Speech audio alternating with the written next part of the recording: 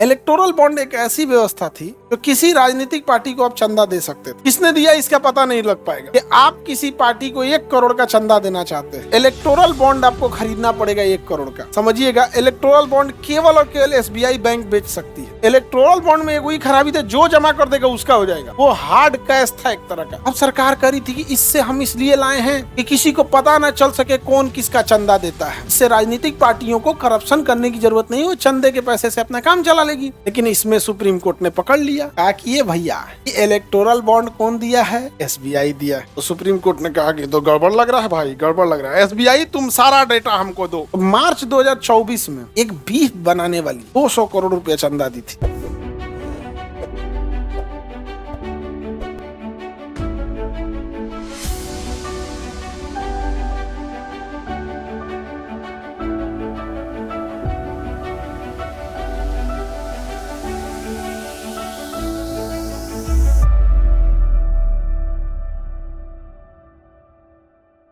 अब electoral bond क्या था? सरकार ने इसको बंद कर दिया था। समझ में आ गया कि नहीं आ गया? एसबीआई ने क्या बोला था कि हम जून इलेक्शन के बाद देंगे। सुप्रीम कोर्ट ने बुखार उतार दिया था। यहाँ पर चंचूड़ साहब थे शायद, आई थिंक। मार्च 2024 में कहा, सुप्रीम कोर्ट ने कहा, अब पहले ही समझिए कि इलेक्टोरल बॉन्ड क्या था। कितने लोग जानते हैं इलेक्टोरल बॉन्ड? इलेक्टोरल बॉन्ड क्या था समझिएगा। इलेक्टोरल बॉन्ड एक ऐसी व्यवस्था थी जो किसी राजनीतिक पार्टी को आप चंदा दे सकते थे। क्या दे सकते थे? चंदा। किसने दिया इसका पता नहीं लग पाएगा। इसके लिए क्या करना है, सपोज कीजिए कि आप किसी पार्टी को 1 करोड़ का चंदा देना चाहते हैं। इलेक्टोरल बॉन्ड आपको खरीदना पड़ेगा 1 करोड़ का। समझिएगा, इलेक्टोरल बॉन्ड केवल और केवल एसबीआई बैंक बेच सकती है। तो आप 1 करोड़ रुपया जाके किसको दीजिएगा? एसबीआई को।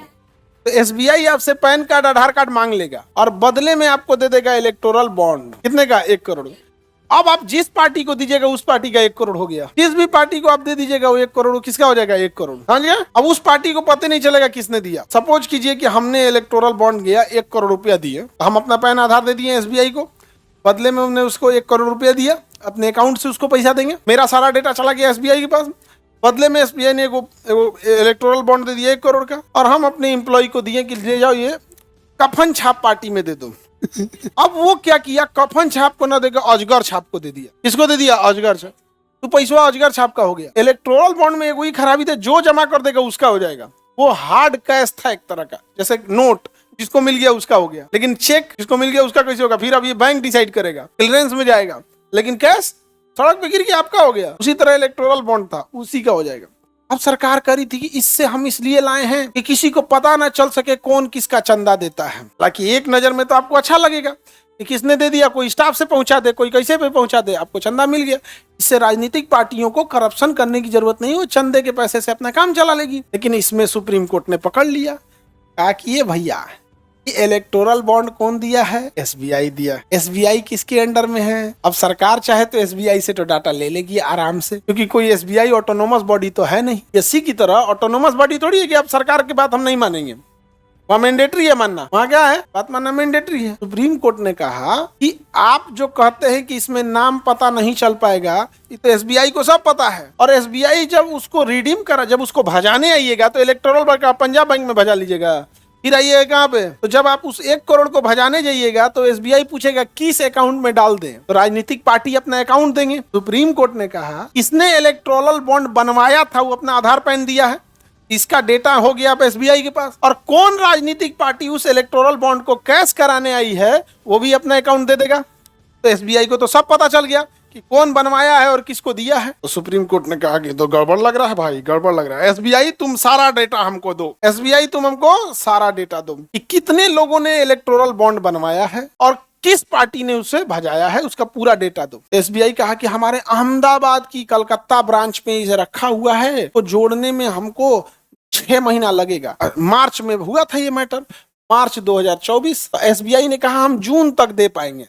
सुप्रीम कोर्ट ने कहा कि जून में इलेक्शन खत्म हो जाएगा, इलेक्शन बाद देना के लिए कह रहा है। देखिए, जून में इलेक्शन खत्म था और भारत में इलेक्शन कब था? 2024 में, अप्रैल मई में। अप्रैल मई, जून लास्ट सेशन था, लास्ट अप्रैल से शायद चालू हुआ था। 25 या 27 अप्रैल को फर्स्ट चरण था इसे करके। तो पूरे भारत में इलेक्शन में टाइम लगता है। तो सुप्रीम कोर्ट, एसबीआई ने कहा थोड़ा सा टाइम चाहिए। सुप्रीम कोर्ट समझ गया, कहा कि जो एसबीआई का मैनेजिंग डायरेक्टर है ना, तो मेन, वो कोर्ट में हलफनामा दे। हलफनामा मतलब बॉन्ड पेपर पे लिख कर कि कि आप 6 महीना से पहले नहीं दे सकते। कोर्ट ने बोला, सरकार ने एसबीआई वाले को बोला दियो मत इलेक्शन में सब गड़बड़ा जी तो मत देना।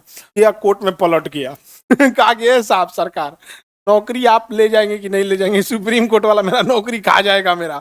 जाके कुल बक दिया कि साहब हम 2 दिन में सब दे देंगे, हमको सस्पेंड मत कीजिएगा। सुप्रीम कोर्ट ने सब बक दिया। सुप्रीम कोर्ट ने जो 6 महीना में था 2 दिन में दे दिया। सुप्रीम कोर्ट कितने दे दें 2 दिन। सुप्रीम कोर्ट किसको बुलाया, मैनेजर को नहीं बुलाया, सीधा जो हेड है कहा कि फिजिकली आप प्रेजेंट होइए, ये नहीं कि आप किसी को भेजेंगे आओ मेरे सामने आओ यहाँ पे बताओ कहाँ पे है। तब वो बेचारा कह रहा था कि लंच के बाद आइएगा, उसी में हम बोल दिए थे तो सब फैला दिया था। तो सर बोले है एसबीआई बोला है कि लंच के बाद आइएगा लंच के बाद आना। तो फिर सारा डेटा मिल गया। डेटा में लोगों ने ऐसा आरोप लगाया था कि अडानी ने पैसा दिया होगा, अंबानी ने, उसने पैसे नहीं दिए थे। उसका एक रीजन है, ये सब बेवकूफ थोड़े हैं। अगर इन्हें पैसा भी देना होगा तो ये पैसा सुरेश को दे देंगे, सुरेश चंदा दे देगा, हो गया काम खत्म।